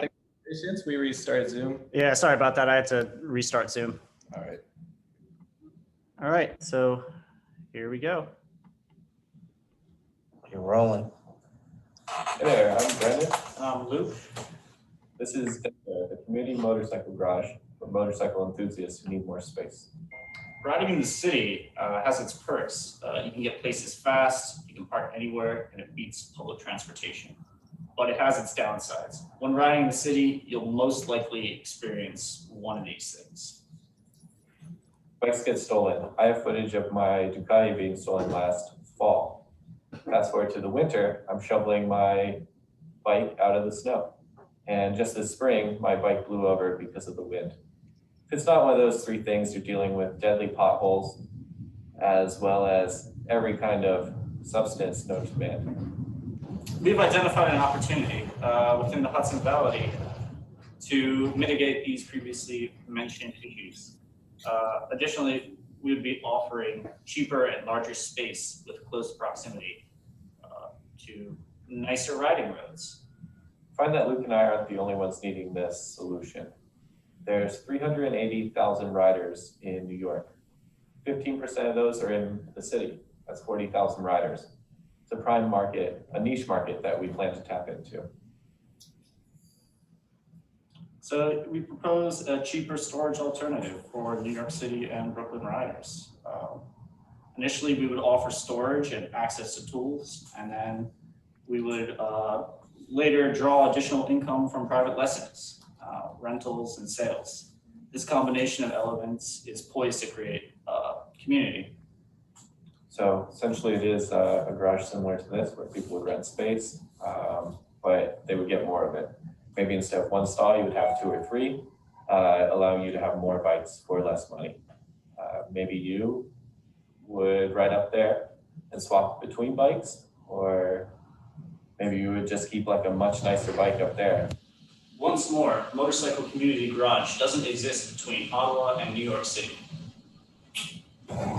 So, being located in the Hudson Valley region, it actually frees us from all these issues we're talking about in the city. We don't have potholes, we won't have traffic, and totally put you at ease when you're riding on those back roads. So we've identified the market and shared with you our product, I suppose. We have a strategy for going to market. First, we need to gauge the market. We would, prior to renting space, allow people to sign up for a wait list, kind of get on board prior to securing facilities. We would lock down a rent somewhere in the Hudson Valley, close to train lines ideally, where people could begin to store their motorcycles. From there, we would continue to grow, have a partnership with a coffee shop or another small business in our location to continue bootstrapping and giving us that reoccurring revenue. From there, we could continue to grow, offer lessons. Luke here is training to become a motorcycle safety instructor. And we would also want to offer rentals and vehicle sales. Obviously, you see me selling motorcycles to people. We find that all these things are a great way to get more people riding. And we feel that being in the Hudson Valley, there'll be a safer, more controlled environment for some people who would otherwise be scared to get on a bike. We've got high angle footage of us passing through curvy roads. We've got low angle footage of the bike flying by. We've compared that to footage of riding in the city where in between 2 trucks, you can smell the smog pretty much through the video. And we plan to play that while explaining what it is that makes upstate riding so Hey, all that's time.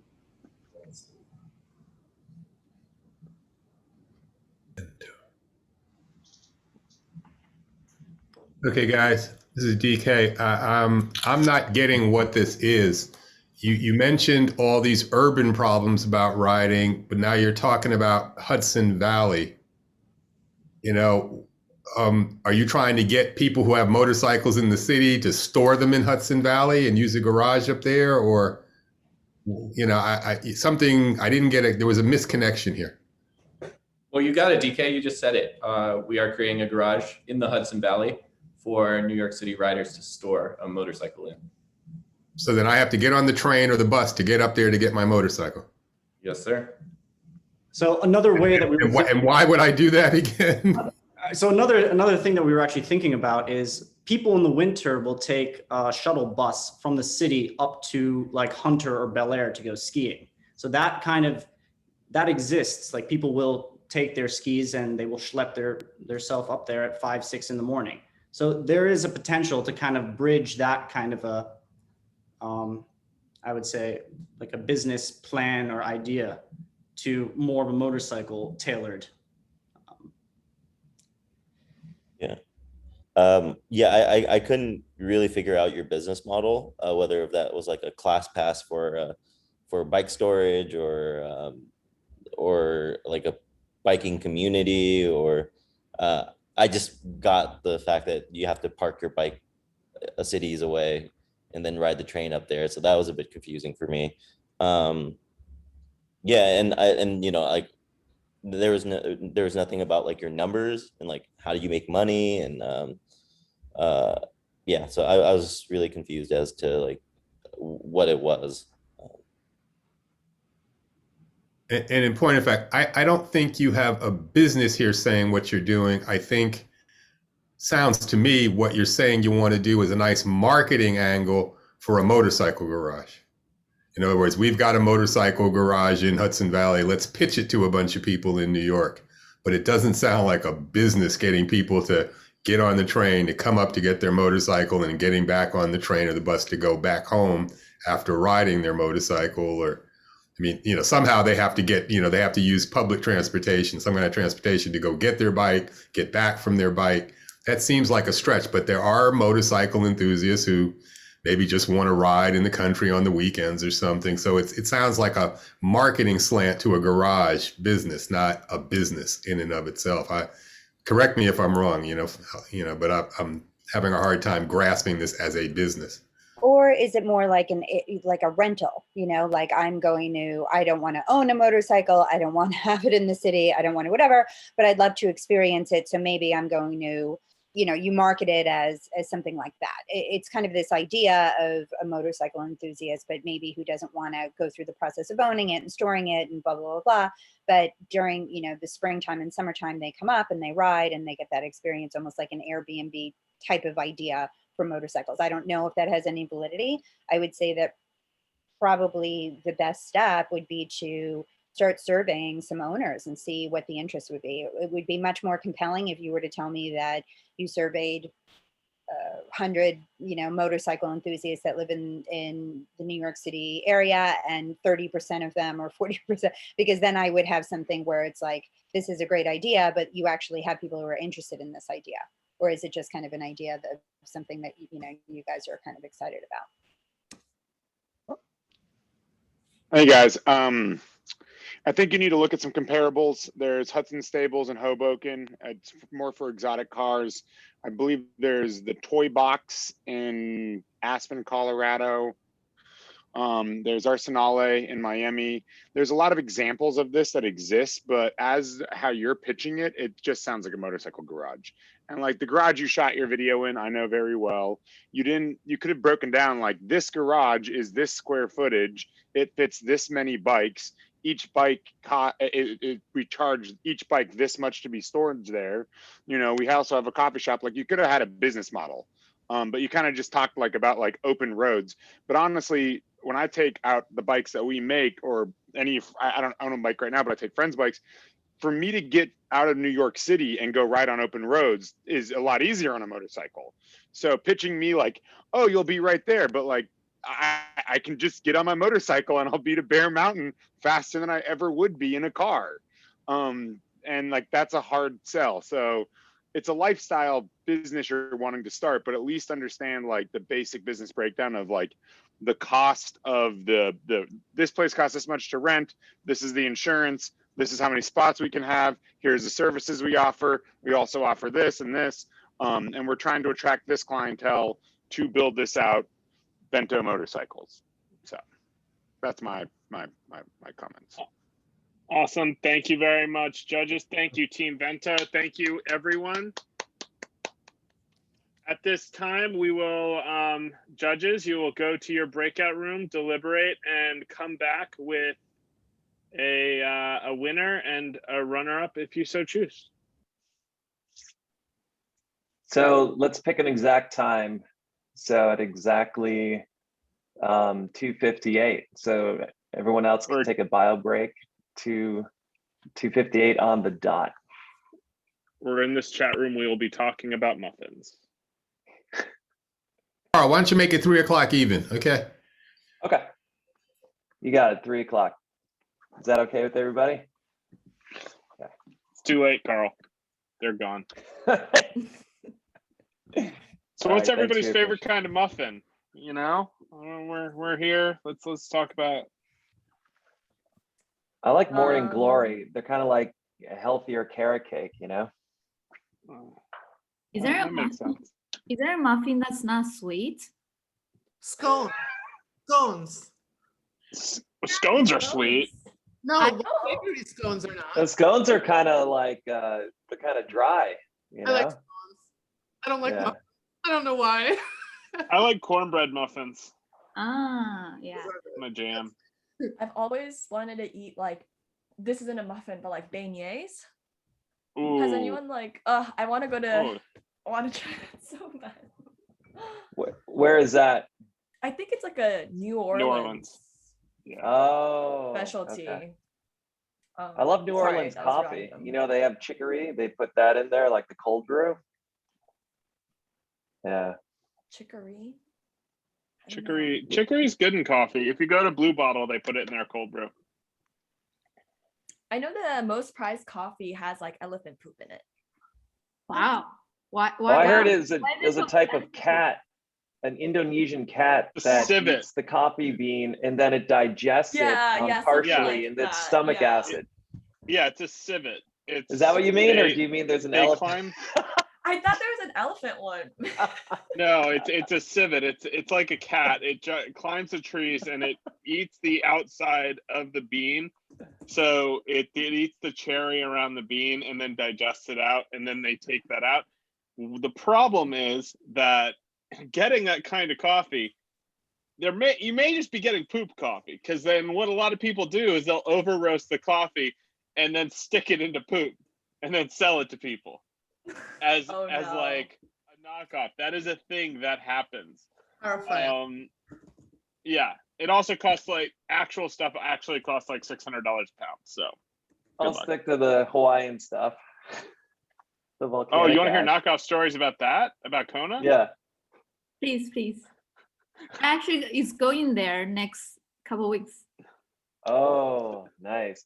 after my second dose. Ooh. Yeah, I have a colleague who is working for Maui for the next 6 weeks. Wow. What job is it? Is it like coffee? Coffee? No. She's our director of customer success. So she is, but she's working New York hours for Maui,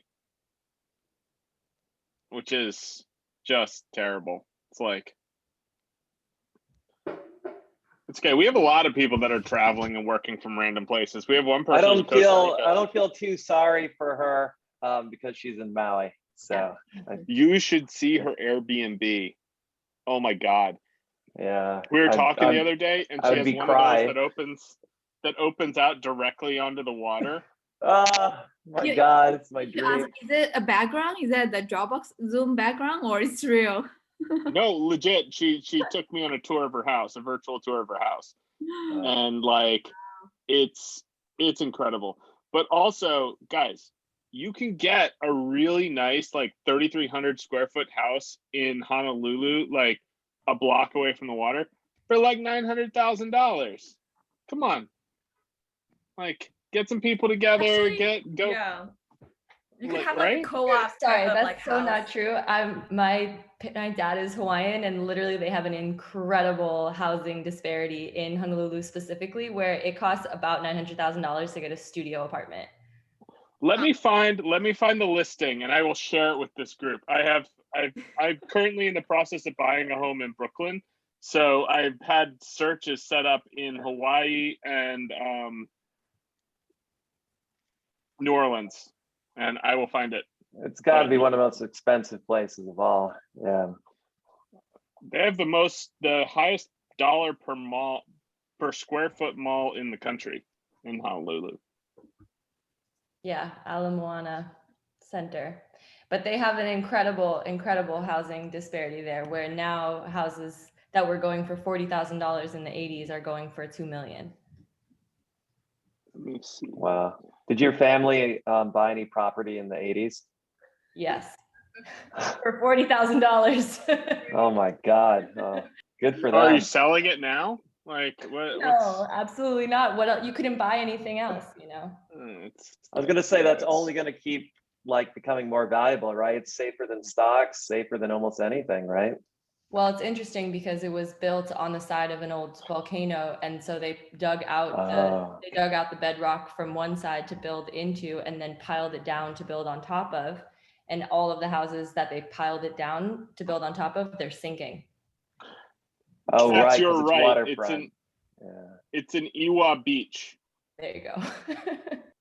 You're correct. Where's For me, Iwa I was Beach? sitting. It looks very close to Honolulu, but I'm assuming it's not. Yeah. But is there Probably like living on Long Island, basically. I saw a yep.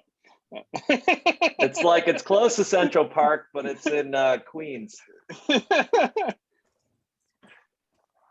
Yeah. So, Well- Tats, where would you live in Hawaii if you were going to buy a place in Hawaii? Like, where's the fun place to live? I mean, it's a little bit different now. A lot of the youth are, like, the younger people are in Maui and Honolulu, basically.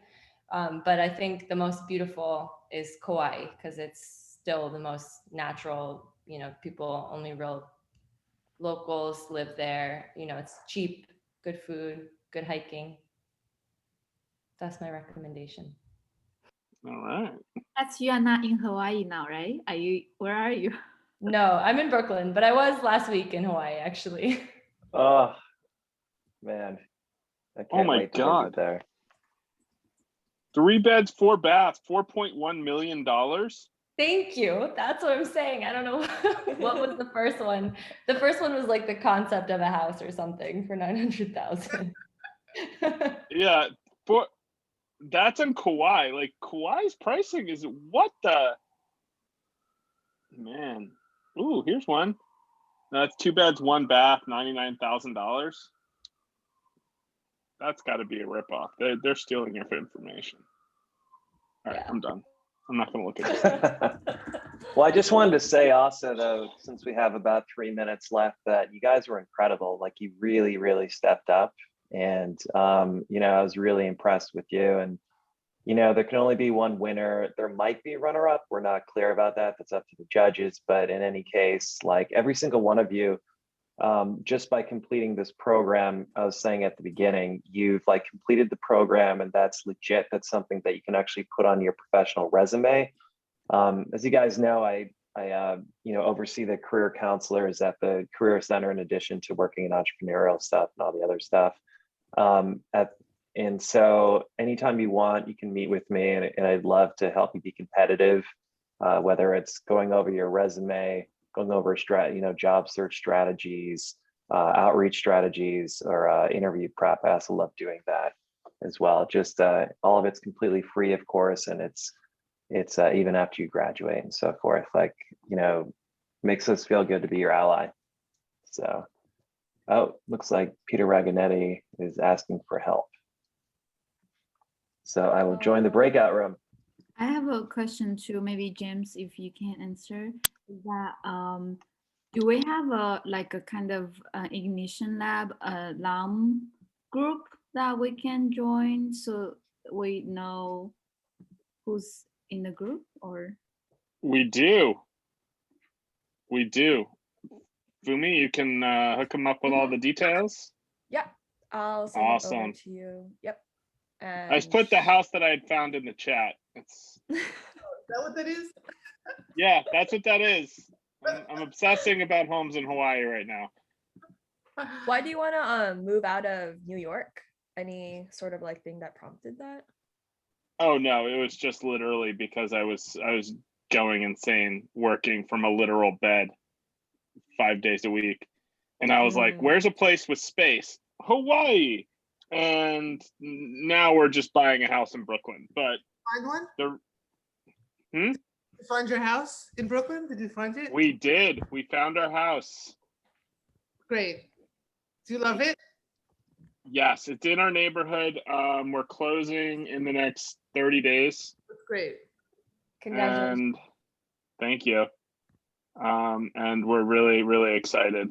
And it's a multifamily too. So it's like, once we get all set up, the mortgage is going to be less than we're currently paying for our apartment. Smart. It's so smart. Yeah, real estate's the way to go, for sure. well, James, if you get the property in Hawaii, we'll come to visit. All right. Yeah. I think I would do New Orleans first. It's easier to get to. You know, you can get a good three bath home for not crazy in New Orleans, whereas apparently it is crazy in Hawaii. Just It takes 11 hours to get there. there's that. I don't have a plane. Anybody here have a plane that I can use? Also, James, should we close the breakout rooms since it's like once it hits 3? Once it hits 3, we pull them back. Okay, got it. Oh, it's 3 now. It is 3 p.m. Get them back Close here. all rooms. Okay, it says in 1 minute they'll be coming back in. Sweet. So do we have a little graduation ceremony for this Ignition Lab? Like We're about to have it. It's very short, but it's gonna be lots of clapping and celebrating. No, seriously, you guys, this was awesome. The progress all of you made over this entire period has been noticeable and awesome, and I really enjoyed working with each and every one of you. If you ever need anything, please never hesitate to reach out to me. I know I'm a bit spotty via email, but I'm here, and I will, if you hit me hard enough, I will respond. Okay. Also, Great. just sorry, can I go just ahead. share the more information about the show with you guys? Because I feel like it might be a great opportunity for us to meet in person. Throw it in the chat. Yeah, throw it in the chat. That would be awesome. We'll be literally on campus, and everyone will be able to come by. Okay, and then also I see that people are also putting contact info in the chat as well. So definitely check that out. Thank you, everyone. And so finally, we have an announcement, and the judges have a clear winner, and that winner, I Did want they to. want to announce it? Huh? Do the judges want to announce it, or would you like to announce it? Well, they wanted. We trust Carl. All right, cool. Yep. So the team that came up with the toy creations, you guys, congratulations. You are the winner. Team Big Us. Woo! Thank you very much thank you so much on behalf of the team. Sorry, we have 2 teammates that had to jump to class because we have classes also on weekends. So, but it's a big thank you, seriously. I don't know if the rest of the team wants to say something, but really you give us a push forward with the constructive feedback, and we really value James, Carves, Fumika, and even the rest of the participants' feedback all along. So thank you very much. Thank you. Does anyone else want to say anything before and we will wrap? make sure to hopefully, when we actually succeed, send you all sample toys for your kids or just for yourselves, because they're made for everyone. So. I play with toys. I think I'd like to give you a summary comment from the judges, which is, as much as we liked you, your idea and your product, and we voted you #1, you've got a lot of work to do. It was a lot of peaks and a lot of valleys and gaps, and a lot of peaks and a lot of valleys and gaps. So don't let it go to your head. No, of course. No, of course. All right. We're aware. I think that's Thank a you. fair overall summary of how everybody feels.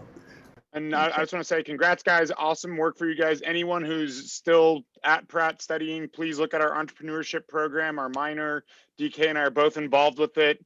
And I also teach a crowdfunding class for senior and grad level students if you want to learn the art of launching something on Kickstarter or crowdfunding. So hope to see you guys in class one day. Great. All right. Thank you, everyone. And yeah, you guys did amazing. So you should all be proud. And yep, And now everyone, here's please the stay in touch. graduation ceremony. Congratulations. Yep. Congrats, guys. Everyone did a great job. Everyone Really did good. a really good job. We saw the work, we see the energy and the time you put in. So whether you won or not, just keep going, because that's what it really takes. Stick to itness is what works. You know, right now, 4 other people decided to do that. 3 of them won't be here in about 2 years. You'll be the only one standing. Just stick to it. Keep going. Okay. Thanks, everyone. And yeah, hopefully we'll be in touch, and we'll keep in touch about events and programs specifically for the alums of this program that you are now a part of. You are now all official alums of the Ignition Lab. So congratulations, and I look forward to supporting you in every single way that we can. Thanks, guys. Thank you. Thank you. Thank you. Bye, everyone. All right.